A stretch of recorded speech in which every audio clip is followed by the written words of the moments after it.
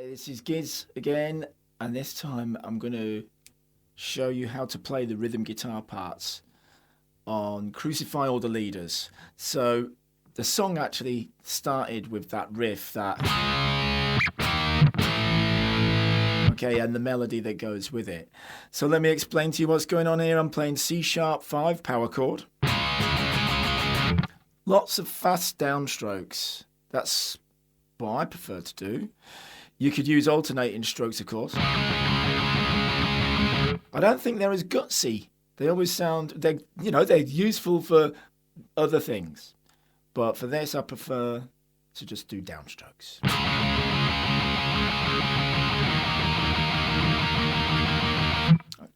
Okay, pretty easy. But now I'm going to go on to this thing. All right, now this is open A string and the 7th fret of the D string, and I'm going, I mean, you can say it's pretty similar to just doing this.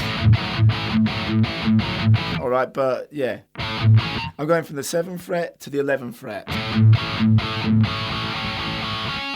And then I like to do a slide off. You don't have to, they're nice. And then I'm going to do this thing, it's like a chromatic line, like that, all on the E string. And then I go over to the 2nd fret of the D string. Now I like to use separate fingers for doing this kind of thing, you know, and it's a good habit to get into if you don't already do it. Sometimes a little bit of muting, depends on what part of the song. But let's say if we go,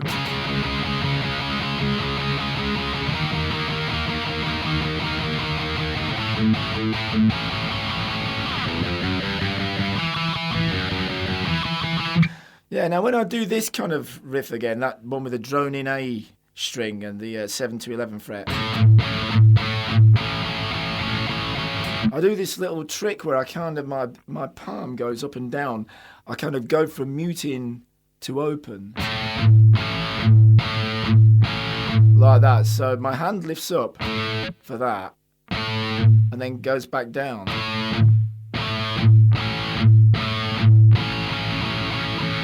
But it's all in the wrist. Don't let your arm do this. Don't let your arm flap around. You'll be knackered within seconds. And then on to the verse. Okay, now I'm doing these kind of first finger sliding up, you know, like Sex Pistols things. Yeah. Then I'm doing these inverted chords. So that's like a first inversion.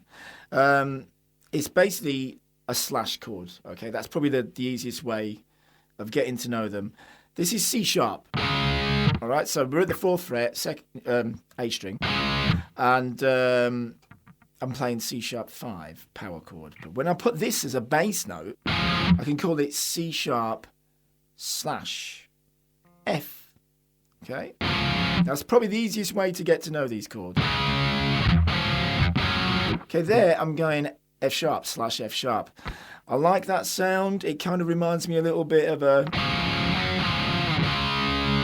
you know, all those chords always remind me of The Who or The Beatles. And then I'm going to do another one of these, first finger going down 1 fret, Sex Pistols style thing. Oh, and then there's another one. Then I'm doing some more of these slash chords. Now that one would be A, but I've got slash C#. This one would be B, slash. Now you can call it D sharp or E flat. Let's call it sharp. I prefer to be sharp today.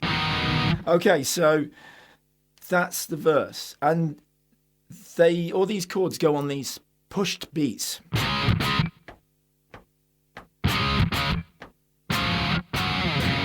They get you hopping in your seat.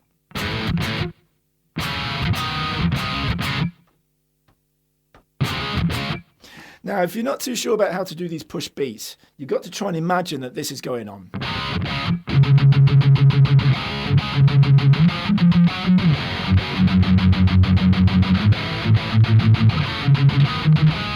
You've got to imagine those extra beats, and you're kind of going on these off beats. Some people might prefer it if I played that in the song, but I like the bass guitar to do it. I like the space as well. I like that gap. Okay, so let's go on to the pre-chorus. I'm just playing E5,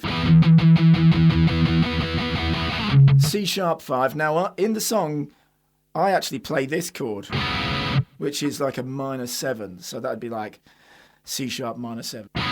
But you can just do a power chord. It's fine.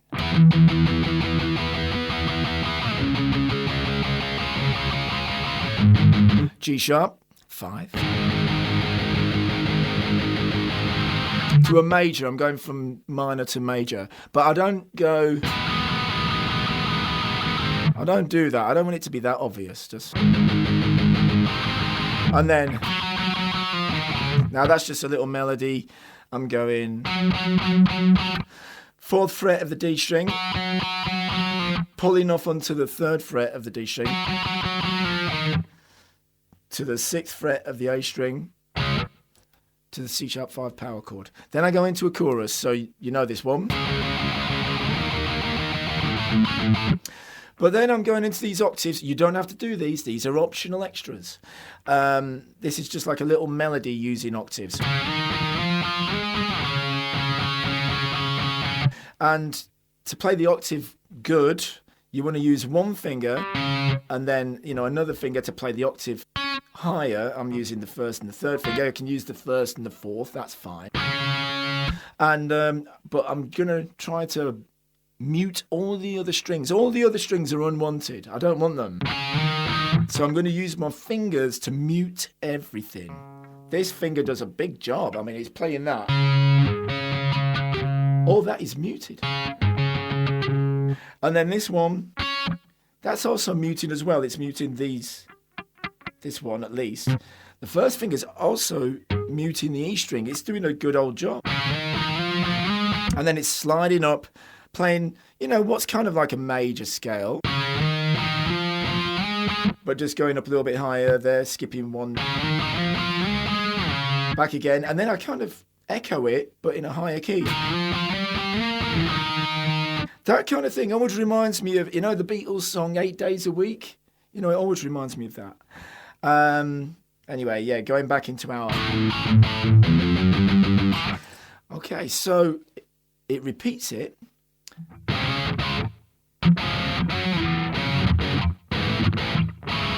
But then I go into the solo part and the rhythm guitar underneath the solo. Okay, you can either play it how I play it, or you can play it slightly easier. Okay, so how I play it is like this.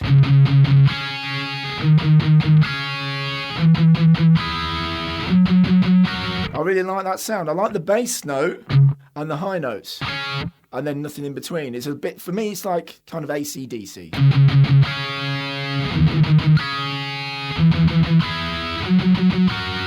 Now, whenever AC/DC do a G, you never hear that note in the G. You don't hear this.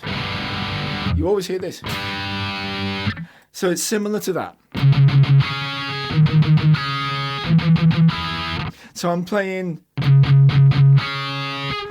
Okay, so 9th fret of the E string, and then here, with these two fingers, I'm playing the 6th fret of the G string, and then the 9th fret of the B string. I change the bass note, so I go on to 6th fret of the A string.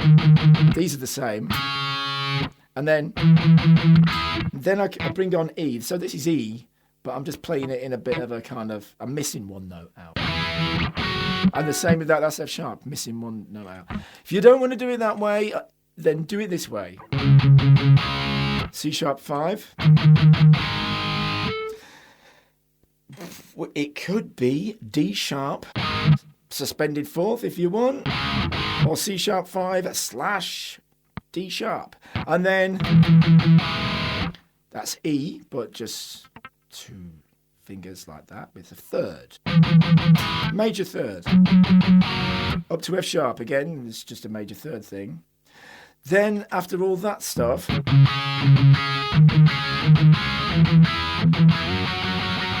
I do this.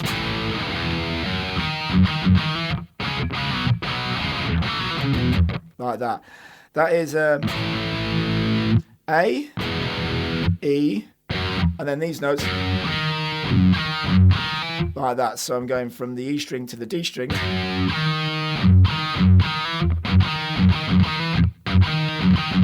And then finally, yeah, it's just a nice, I guess it's a little bit proggy, but you know, I like it, it's good.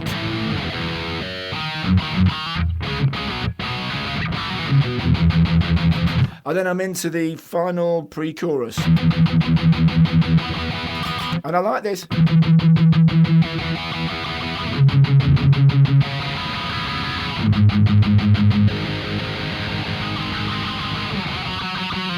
So it's like the dynamics getting louder and going from muting to not muting. Anyway, then we're into our final chorus.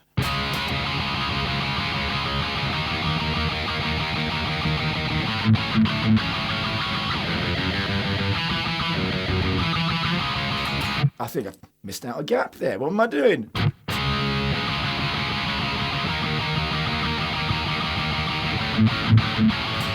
Sometimes when I do this bit, I'm being a bit of a clever dick. I'm putting on two notes, like a double stop, like that. It kind of adds a harmony. Whenever I hear the original song, I hear that, but I didn't play it. So I don't know how it came through. It's just like a ghost. Anyway, I like it, so there you go.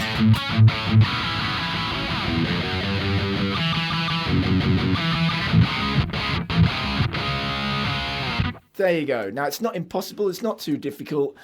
And, you know, it feels good playing it. You know, you can get stuck into something like this for an hour and it just takes you away. For that hour, you're just feeling, you know, like a different person. I don't know. You just feel more relaxed. I do. I always, when I just get stuck into it, spend an hour on it, and all my troubles just, they're out of the window. Not thinking about them.